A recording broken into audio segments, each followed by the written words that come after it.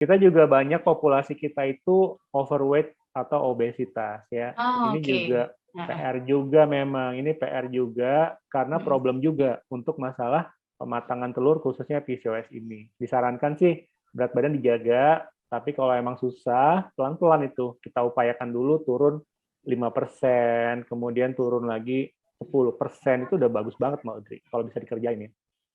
Oke, tapi kalau PCOS ini lebih ke perempuan ya dok ya, kalau laki-laki beda hal ya, biasanya ke spermia gitu ya?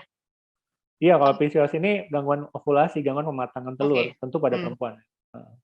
Oke, dokter, pertanyaan selanjutnya, pada saat kita sebelum nikah, perlu nggak seberapa penting kita konsultasi? Atau setelah nikah, kapan kita harus konsultasi ketika kita menghadapi, wah ini kok saya udah lama ya?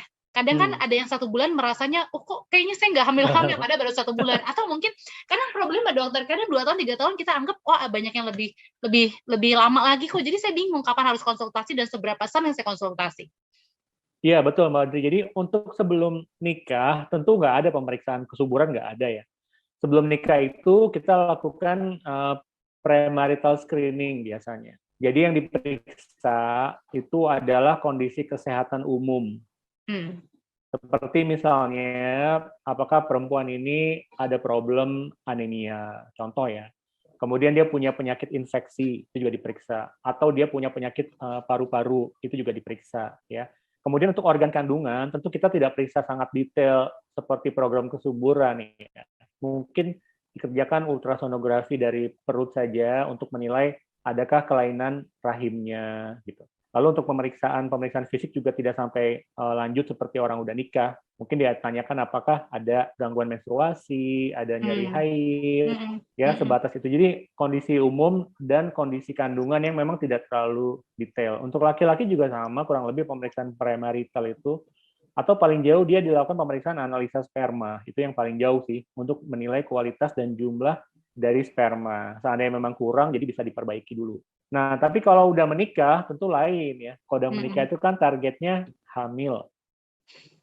Tapi juga jangan worry berlebihan, karena sebenarnya dari data juga menyebutkan, dalam setahun pertama itu 80-90% pasangan itu akan hamil kok, Mbak Audrey.